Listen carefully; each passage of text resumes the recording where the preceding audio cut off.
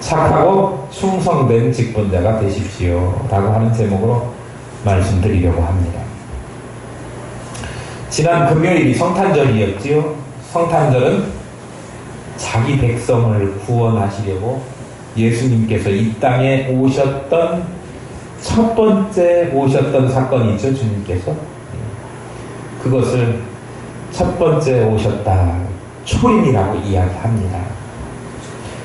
주님께서 이미 이 땅에 오셨고 그날을 우리가 기념하고 영원히 감사하는 그런 제목 삼아 12월 25일 지난 성탄절에 또한 우리가 기쁨으로 하나님 앞에 예배했습니다. 기독교 최대의 명절이지요. 주님께서 이 땅에 오셔서 우리로 하여금 구원 얻게 하시려고 오셨고, 그리고 주님께서 십자가를 지시고 죽으셨습니다. 그리고 약속하신 대로 사흘 만에 다시 살아나시고 승천하셨습니다.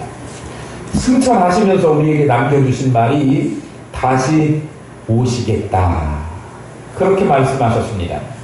주님께서 첫 번째는 이미 오셨고 두 번째 다시 오시나 세컨드 커밍, 두 번째 재림하시겠다라고 하는 약속의 말씀을 주시고 가셨습니다. 주님은 반드시 다시 오십니다. 지금 우리가 기다리는 가장 중요한 약속은 그분께서 다시 오신다라고 하는 그 재림의 약속을 우리가 마음속에 꼭 간직하고 그것을 기다리고 나아가야 합니다. 어떻게, 어떤 자세로, 특별히 우리가 새해를 맞이하면서 직분자로 세움을 받았는데 어떻게 신앙생활을 하면서 주님의 재림을 향해서 달려가야 될 것인가를 이 시간에 한번 생각해 보려고 합니다. 오늘 말씀, 우리가 읽은 말씀은요, 열무나 비유라고 제목이 붙어 있습니다. 이 열무나 비유는요, 당시의 시대적 상황을 바탕으로 놓고 그것을 비유 삼아서 사람들에게 말씀했습니다. 주변에서 일어나는 일, 벌어지는 일들을 가지고 예로 들면 훨씬 더 사람들이 잘 이해하고 공감하니까 주님께서도 그렇게 이야기하시는 거예요. 제가 다른 먼 사람 이야기하는 것보다도 집에서 어땠다 그러는 그 이야기를 더 잘 들으시는 것 같아요. 주님께서도 마찬가지로 그 당시에 있었던 일을 가지고 비유 삼아서 말씀을 하시는데, 어떤 상황이었느냐 그러면 예수님께서 오시기 전 4년 전입니다. 예수님께서 오시기 4년 전인데 그 당시 어떤 일이 있었느냐 그러면 헤롯 대왕이 이 유대 땅까지도 다 통치하고 있는 로마의 시대 아니었습니까? 그런데 헤롯 대왕이 죽어요. 죽으면서 그의 아들들이 있는데, 옛날에는 아버지 이름을 따가지고 헤롯 다음에 뭐뭐뭐 이렇게 부르잖아요. 그러니까 그의 아들 3명이 있는데 헤롯 안티바 또는 헤롯 안티바스라고 불리워지는 아들이 있고, 또 하나는 헤롯 빌립이라고 하는 아들이 있고, 또 하나는 헤롯 아킬라오라고 하는 이름을 가진 아들이 있어요. 3 아들에게 이 유대 땅을 골고루 나누어 주면서 여기는 네가 다스려, 여기는 네가 다스려, 여기는 네가 다스려, 이렇게 이야기를 했습니다. 그런데 그 당시에 왕으로부터 이 직분을 받은 유다의 왕들은 유다의 왕이지만 그것을 어디 가서 인주를 받아야 되느냐 그러면 어디 가래? 로마에 가서 인주를 받아와야 돼요. 옛날에 중국이 큰 나라고 우리나라는 작은 나라일 거니까 우리나라 내각을 했는데 중국 가서 막 그 임명을 받기 위해서 사신들을 보내고 그랬던 역사적인 일들이 있었지 않습니까? 비슷해요. 그래서 거기에 로마로 가야 되는데, 여러분 우리 사도행전에서 우리 지금 살펴보고 있지만 예루살렘에서 로마까지 가는 길이 그렇게 만만한 길이 아니에요. 당시에는 교통수단도 발달하지 못했기 때문에 배를 타고 갈 수밖에 없는데, 배도 지금처럼 동력을 가지고 가는 게 아니고 바람을 따라서 범선이지 않습니까? 아무리 큰 상선이라고 하더라도. 그러니까 로마에 가서 인준을 받아오는 일이 그렇게 쉽지가 않고, 기간도 작게는 수개월, 많게는 수년이 걸려야 했던 일이 바로 그 일이었습니다. 그때에 주전 4년 전이라고 그랬으니까 4년 후만 되면 예수 그리스도가 오시지 않습니까? 예수 그리스도가 오셔서 이 땅에 오셔가지고 많은 사람들로부터 환송을 다 받으셨으면 좋겠지만, 그렇지 않은 싫어하는 사람들도 있었지 않습니까? 그래서 자기가 그 이야기를 하나님의 나라에 대해서, 하나님의 나라가 이 땅에 오는 거에 대한 이야기를 그 시대 어간에 있었던 헤롯 대왕이 죽고 그의 아들들이 세워지면서 인준하는 과정에 빗대어 가지고 이야기하는 거예요. 이 땅에 주님께서 오셨지만 사람들로부터 다 좋아하는 인정을 받았던 것은 아니었음을 여기 오늘 본문에서도 우리 확인해 볼 수 있습니다. 그런데 어쨌든 그가 사람들에게 뭘 좀 맡기면서 일하고 내가 인증받고 돌아오면 그 다음에 나하고 같이 나라를 좀 잘 세워보자 라고 하는 의미로 사람들에게 어떤 임무를 부여했습니다. 그런데 그 임무를 부여하고 왕위를 받으려고 멀리 갔다 오는데 그 기간이 짧지가 않은 거예요. 그 기간이 길은 거예요. 주님의 나라도 예수 그리스도가 이 땅에 오시기만 하면, 예루살렘에 입성하시기만 하면, 뭔가 그들 생각에는 로마가 유대를 막 통치하면서 그들로부터 억압당하고 그들에게 세금 뺏기고 아주 안 좋은 일들이 많이 일어나니까, 그 불합리한 이런 일들을 예수 그리스도가 이 땅에 오시면 정치적으로 다 말끔하게 해소해 주시고 아무런 걸리낌도 없이 우리는 편안하게 그렇게 하실 것으로 그들은 기대하고 있었어요. 그런데 막상 그가 이 땅에 오시기는 했지만 정말 하나님의 왕으로, 만왕의 왕으로서 이 땅에 하나님의 나라를 온전하게 건설하시기까지는 시간이 필요하다. 많은 사람은 지금 당장이라고 생각하지만 저도 지금 당장이었으면 좋겠어요. 사람들이 막 못된 짓 하고 나쁜 짓 하고 그러면 막 당장 그 자리에서 쓰러져서 죽어버리면 좋겠고요. 도둑질 하는 놈은 그냥 도둑질 하는 순간에 그대로 얼어붙어 버렸으면 좋겠어요. 그랬으면 좋겠는데 하나님은 그럼에도 불구하고 바로 심판하시지 않고 하나님의 나라가 임하셔서 그 때가 완성될 때까지는 하나님께서 기다리시고 오래 참으시고 시간을 두고 우리로 하여금 우리도 똑같이 그 시간을 기다리되 소망을 갖되 그 시간 동안에 인내하고 기다리면서 뭘 해야 되는 거예요? 그 안에 하나님의 나라를 위해서 주인이 우리에게 부여한 그 일을 잘 감당해야 됩니다. 그 일을 감당하는 데 있어서는 뭐도 필요하느냐 그러면 수고도 필요하고 인내도 필요하고 참음도 필요하고 그런 것을 우리에게 요구하시는 거예요. 사람들은 성질이 급했어요. 그 당시 사람들도 마찬가지였습니다. 왜 이렇게 빨리 일이 이루어지지 않는가? 금방 내 뭐가 됐으면 좋겠는데 하나님께서 막 금방 내 우리에게 막 이 쏟아 부어주시고 풍성하게 하시고 막 미어 터지게 하시고 그랬으면 좋겠는데 왜 하나님은 그렇게 하시지 않고 우리로 하여금 이렇게 인내의 시간을, 인고의 시간을, 참아야 되는 시간을, 수고의 시간을, 헌신의 시간을 요구하시는가? 우리가 잘 이해하지 못하니까 하나님께서는 우리에게 오늘 말씀을 통해서 그것을 설명하고 있는 거예요. 하나님 나라는 예수 그리스도가 이 땅에 오면서 벌써 시작됐습니다.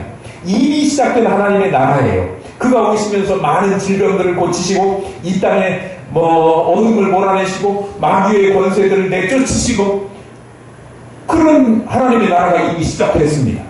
그러나 그 하나님의 나라가 완성된 것은 아닙니다.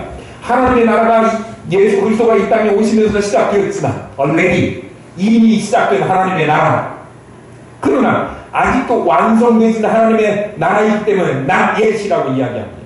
아직 완성되지 않은 하나님의 나라, 그 하나님의 나라가 완성될 때까지는 그 과정이 있어야 되는데 그 과정이 뭐냐? 하나님의 나라, 그 나라가 이루어지기 위한 첫 번째는 이미 초림 사건으로 예수 그리스도가 오셨잖아요. 그런데 예수 그리스도께서 뭐 하셔야 돼요? 십자가에 죽으셔야 돼요.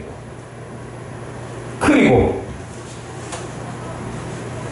죽으셨다가 약속대로 이 땅에 재림하셔서 오셔야 돼요. 그래서 심판하시지요.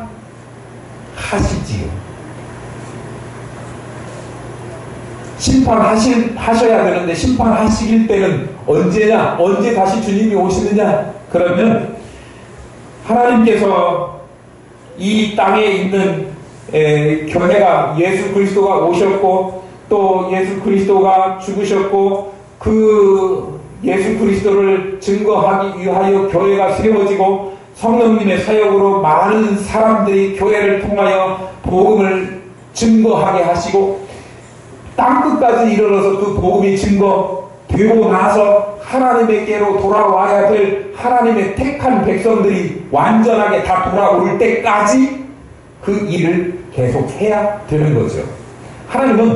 하나님이 딱 빼어서 점 찍은 사람이 다 돌아올 때까지 기다리시는 거예요.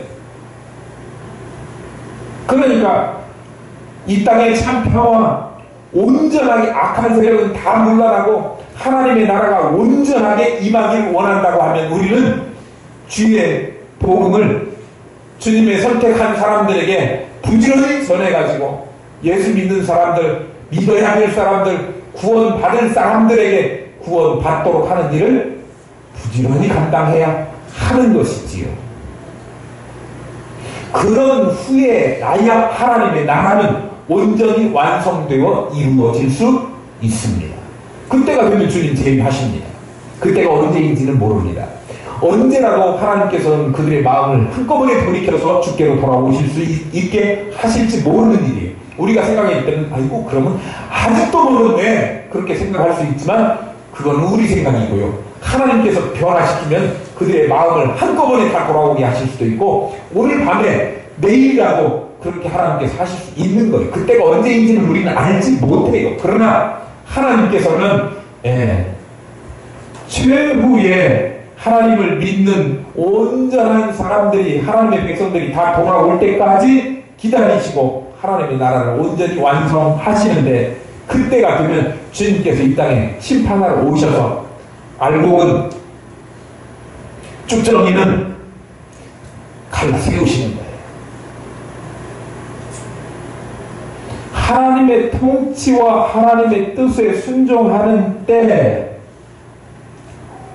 오로지 하나님의 말씀, 하나님의 뜻 그것만 이루어지는 때 그때가 온전한 하나님의 나라가 완성될 때거든요. 그때는 사람 마귀의 권세는 이 땅에서 발붙이지 못합니다. 다시 말하면 주님께서 심판하러 이 땅에 오시기 전까지는 그런 일이 같이 일어나겠지만 주님께서 이 땅에 오셔서 심판하시면 악한 세력은 도저히 발붙일 곳이 없게 된다 그런 얘기예요. 그러면 하나님의 나라가 온전하게 이루어진다. 그런데요, 그때까지는요 시간이 필요하죠. 천국이 빨리 왔으면 좋겠는데 왜 천국이 빨리 이렇게 오지 않는가? 아직 안 돌아온 사람들이 있기 때문에 그래요. 기회를 하나님께서 주시는 거예요. 그런데 언제라도 하나님께서는 그 일을 이루게 하실 수 있고요.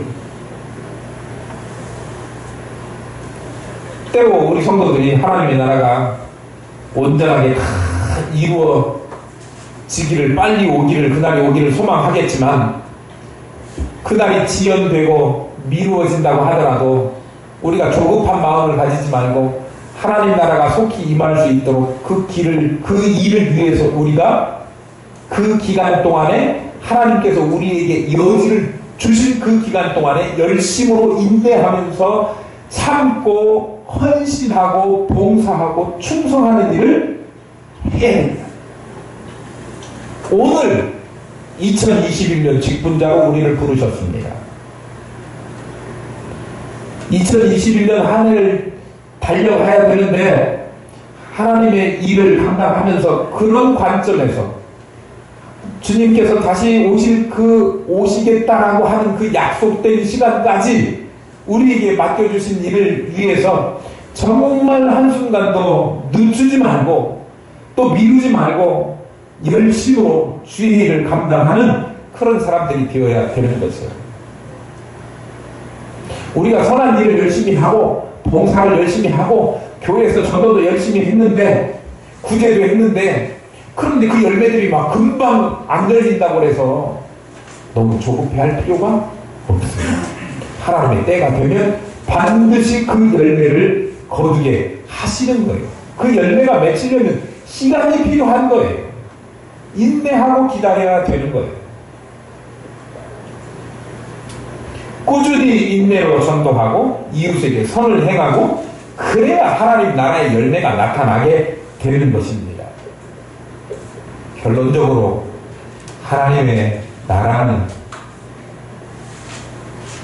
그리스도의 희생과 성도들의 수고와 헌신, 충성이 밑거름이 되어서 서서히 자라다가 언제 훗날에 그리스도의 재림과 함께 완성된다라고 하는 사실을 우리는 기억해야 합니다. 충성하시기를 바랍니다. 수고를 아끼시지 말기를 바랍니다. 헌신하시되 미랄이 썩는 것처럼 썩는 것을 주저하지 마시기를 바랍니다. 왕위를 받으려고 떠나면서 그 귀인이 자기 종들 10명을 불러가지고 일할 것을 일거리를 주고 떠납니다. 10명을 주어가지고 10명을 불러가지고 10문화를 줬다. 그러니까 10명 불러가지고 10문화씩 준 것 같은데 그렇지가 않고요. 자기가 10문화를 가져와서 10명에게 나눠준 거예요. 그러니까 10명에게 어떻게? 한 문화씩 준 것이지요. 13절에 기록되어 있습니다. 마태복음에서도 우리 이런 비슷한 이야기 한번 읽었었지요. 마태복음에 보면 달란트 비유가 나옵니다. 그런데 마태복음에 나오는 달란트 비유하고 여기 오늘 읽은 문화 비유하고는 조금 다릅니다. 달란트 비유는 주인이 어떤 사람에게는 5달란트를, 어떤 사람에게는 2달란트를, 어떤 사람에게는 1달란트를 맡겼습니다. 오늘 이 문화 비유에서는 10명에게 한 문화씩을 나누어 주었습니다. 차등을 주어서 주었던 마태복음의 비유는 사람들마다 다 재능과 달란트가 다르다라고 하는 것을 보여줍니다. 오늘 이 누가복음에서 예를 들고 있는 이 문화 비유는 똑같이 동일하게 나누어졌다라고 하는 이야기는 무엇을 의미하느냐 그러면 모든 사람들에게 공통되게 기회를 주었다라고 하는 것을 의미합니다. 우리는 달란트는 달라도 기회는 똑같이 2021년을 받게 됩니다.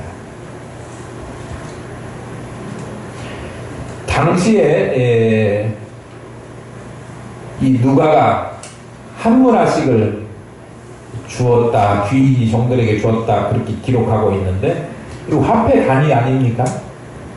마태복음에서 나오는 달란트는 화폐 가치가 커요. 오늘 나와 있는 문화보다. 달란트는 6천 데나리온의 가치가 있어요.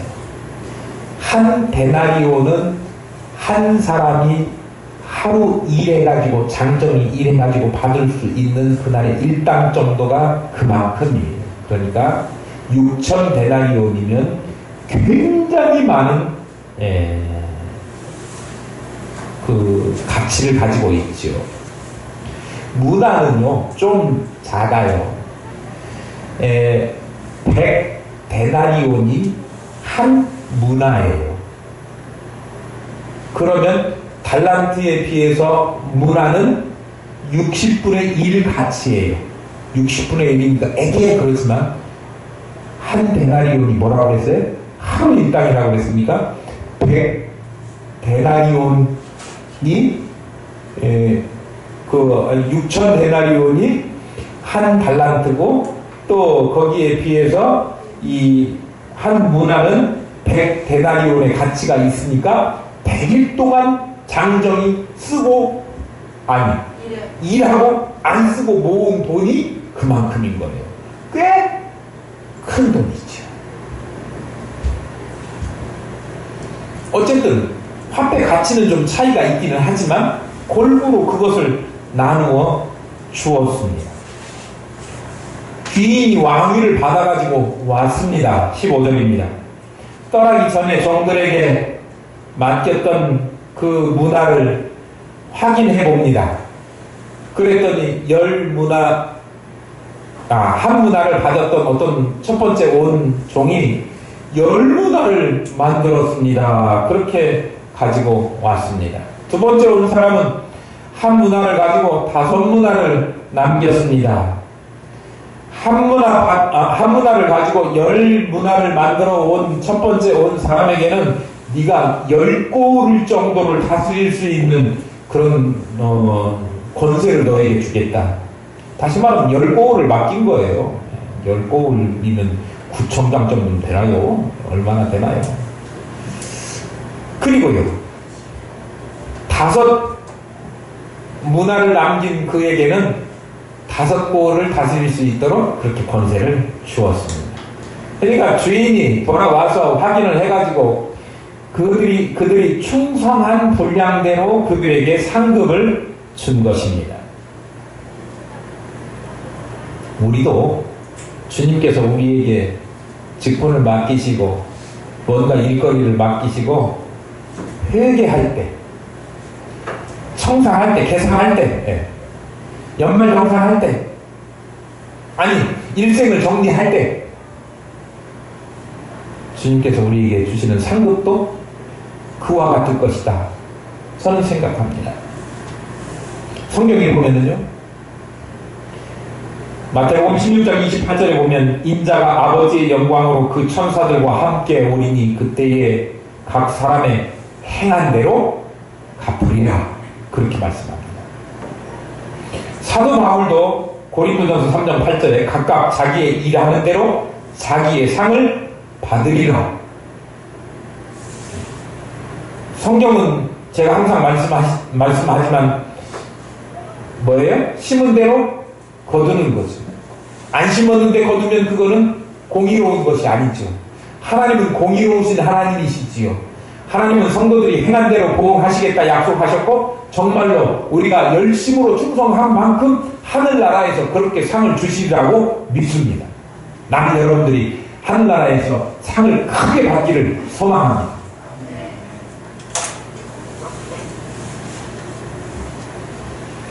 사도 바울은요, 어떤 이야기도 했느냐면요, 아무 상급도 없이 부끄러운 구원을 얻는 이들도 있을 것이다. 그렇게 이야기했습니다. 우리가 하나님 나라 예수 믿어서 구원을 받지만 하나님 나라에 가가지고 아무런 상도 얻지 못하는 부끄러움, 그럴 수도 있다라고 하는 거예요. 물론 우리가 믿음으로 거듭나서 영생의 상급은 동일하게 다 받을 것입니다. 그러나 믿음 안에서 각각 행한 삶에 대한 하나님의 칭찬과 상급은 행한 대로예요. 주님께 같은 은혜를 받고 같은 믿음을 받았는데 어떤 성도는 이것을 가지고 모든 자기의 역량을 동원해가지고 10문화를 남기고 5문화를 남기기 위해서 땀 흘리고 수고하고 피땀 흘리고 그렇게 했는데, 어떤 사람은 아무것도 남기지 않았는데 공평하게 똑같이 하나님께서 상을 준다고 하면 공의로우신 하나님 아니죠. 공의로운 것은 원래 잘한 이에게 칭찬을, 잘못한 이에게 매를 이래야 되는 것이 공의 아닙니까? 하나님은 공의로우신 하나님입니다. 모든 것을 주님과 하나님 나라를 위해서 헌신하고 열심히 충성하고 그런 사람하고 자기 신앙 유지하기에만 급급한 사람들, 그 둘이 있다고 하면 둘 다 똑같이 대우한다면 저 하나님한테 가서 뭐라고 좀 한마디 하고 싶어요. 하나님 그렇게 하시지 않을 겁니다. 성경에 그렇게 약속하고 있습니다. 하나님은 공의로우신 분이기 때문에 각각 행한 대로 칭찬과 상급을 주실 줄로 믿습니다. 칭찬받고 상급을 많이 받는 저와 여러분 될 수 있기를 소망합니다. 저 2021년에 열심히 해보려고 해요. 올해도 열심히 달려왔지만 내년에는 더 열심히 해보려고 해요. 여러분들도 같이 동참하셔서 하늘나라의 상을 위해서 달려가고요. 하나님께로부터 많은 칭찬을 받고 10고을을 다스리는 권세를 받는 저와 여러분 될 수 있기를 바랍니다. 조금 이따 나와. 그런데 한 종은요, 주인이 맡긴 돈을 수건으로 싸서 보관했다가 주인에게 돌려줬다. 20절에 그렇게 기록하고 있습니다. 이 종은 있는 것마저도 빼앗기고 한 고을도 차지하지 못하는 불쌍한 처지가 되었습니다. 왜 이 한 문화를 받았던, 숨겨놓았던 이 사람은 장사를 하지 않고 그렇게 그냥 있는 그대로를 가져왔었을까요? 이유는요, 여러 가지 이유가 있겠지만 교회 안 나온 사람들도 이야기를 들어보면 10,000가지가 넘는 이유를 댄답니다. 봉사 안 하는 사람들도 10,000가지 이유가 넘어요. 그런데 제가 생각해보면 그 종은 장사하라고 한 주인의 그 속마음을 깊이 헤아리지 못했다, 그런 생각인 거예요. 내가 이거 맡기고 갔는데 그동안에 잘 하고 있으면 내가 나중에 정말 와서 하나님 나라에서 내가 왕위를 받으라고 왔으니까 우리 마을에 다스릴 때 사람들이 필요할 건데 내가 가지고 온 권세를 너에게도 같이 해서 다 같이 다스리는 권세를 너에게 주겠다. 오늘 10고을 다스려라, 5고을 다스려라 했던 것처럼. 그런데 그런 생각을 주인은 하고 맡겨놓고 갔는데 이 사람은 주인이 뭔 생각하고 있는지 전혀 생각 안 하고, 그러니까 주인의 마음을 전혀 헤아리지 못하는 거예요. 같은 성도들이 있지만 어떤 사람은 목사님의 마음을 막 속까지 헤아리는 분이 있고요. 어떤 사람은요, 그렇게 목사가 마음을 다해도 이만큼도 이해 못하는 사람들도 있어요. 그런데 우리는 적어도 어떻게 해야 되느냐면, 예수 그리스도께서 우리에게 사명을 맡기실 때 그 사명 감당하면 하나님께서 나중에 재림 때 심판하셔서 무슨 영광을 우리에게 주시려고 뭔가 속에 계획하고 있다고 하는 그것을 우리가 헤아리지 못하니까 지금 당장에 아이고 이거 했다가 잘못했어, 이것마저도 잃어버릴까봐, 이것마저도 까먹을까봐 숨겨놓는 거죠. 달란트 재능을, 기회를 똑같이 부여해 주었는데도 불구하고. 그리고 뭐라고 이야기하냐면 주인이 넘어오면서 이거 잘못했다가는 혼날까봐 그랬다고 뭐라고요? 핑계 댔어요. 뭐 주인이 엄하니까 일 안 했다고요? 주인이 엄하면 더 열심히 일을 했어야 되는 거죠. 핑계입니다. 핑계. 일 안 하는 사람들의 핑계. 주님의 영광에 참여하는 일에 대해서 앞으로 주님이 오시면 틀림없이 나한테 10고울도 맡기실 거고 5고울도 맡기실 거고, 주님은 이 땅에 초림하셨고 그리고 오셔서 십자가를 지셨고 부활하셨고 하늘나라에 가셨고, 이제 그거 이루어진 거 보니까 앞으로 다시 오시겠다, 파루시아 다시 재림하시겠다라고 하는 하나님의 그 약속을 우리가 확실히 믿기만 한다면, 그거 못 믿으면 바보죠. 여태까지 하나님이 하시겠다라고 하는 이야기가 하나도 그대로 안 된 것이 없는데, 이제 남아있는 거 하나 남았어요. 뭐 남았어요? 주님 다시 오시겠다. 믿으십니까? 주님 다시 오시겠다. 그거 확실히 믿는 사람이라고 하면 주님 다시 오셔서 화해하실 것이고 그 행한 대로 보호하시겠다고 하는 확신이 있다고 하면 우리가 왜 충성하지 않아요? 왜 열심히 하지 않아요? 왜 목숨 걸지 않아요?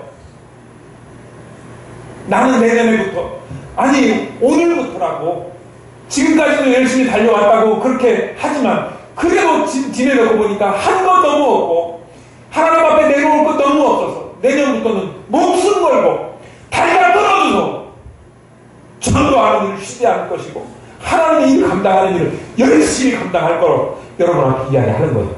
하나님 앞에 약속하는 거예요. 왜요? 하나님 나라는 반드시 이 땅에 임할 것이기 때문에, 하나님 나라에 확신 있는 사람은, 그 믿음 가지고 있는 사람은 일하지 않을 수 없어요. 핑계댈 수 없어요. 현실에서 당하는 문제를 우리가 무시할 수는 없지요. 그러나 현실이 당하는 어려운 마음 빼앗겨가지고 직분을 맡아서 주님께 충성할 마음의 여유를, 아니 마음을 갖지 못한다고 한다면 주님 나라에 대한 확신을 현실하고 맞바꿔서 엿싸보는 거에 불과해요. 현실은 사실은 좋은 일보다는 나쁜 일이 많아요. 현실은 기쁜 일보다는 근심하게 하는 일이 많아요. 현실은 슬프고 답답하게 하는 일이 많아요. 현실은 코로나19 때문에 꼼짝도 못해요.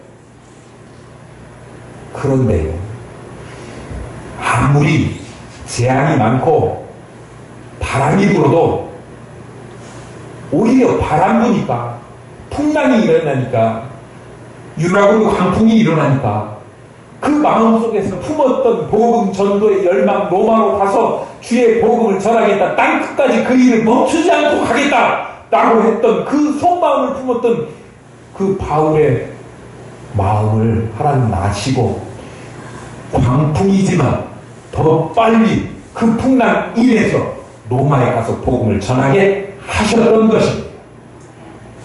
풍랑이 우리를 어떻게 하지 못합니다.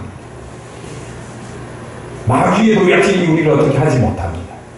뭘 우리가 가지고 있다면 믿음의 눈을 떠서 하늘 영광을 바라볼 수만 있다면, 우리 모두가 하늘 영광을 바라보시기를 바랍니다.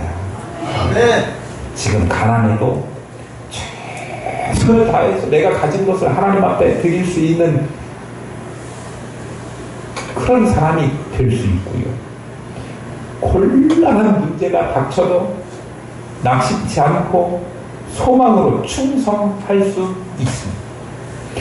극한 고난이 닥쳐도 절망하지 않고 주님을 의지하면서 하늘의 영광을 얻기 위해서 신앙의 다름질을 해 나갈 수 있게 될 것입니다. 어려운 문제가 있습니까? 주님께 도움으로 간구하고 믿음으로 극복하시고, 아무리 현실이 어렵지만 천국 영광에 대한 확신, 그건 버리지 마시길 바랍니다. 그거 있으면 우리는 힘낼 수 있습니다. 그것 때문에 주변을 의식하지 않고 달려갈 수 있습니다. 2021년 우리 지금 코로나 때문에 힘겹게 달려오고 그런 바탕에서 시작하게 될 겁니다. 그러나 하나님께서 우리에게 약속하신 그 축복된 영광을 바라보고 그 상급을 바라보고 우리는 절망하지 않고 낙심하지 않고 죽기 살기로 한번 달려가보는 직분자들 될 수 있기를 소망합니다.